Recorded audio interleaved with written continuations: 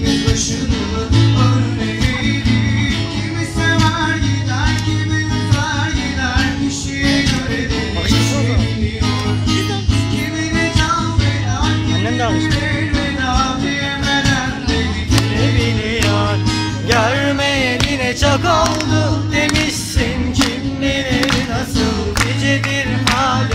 Hatırımı da sorar olmuş, değişmişsin zamanla.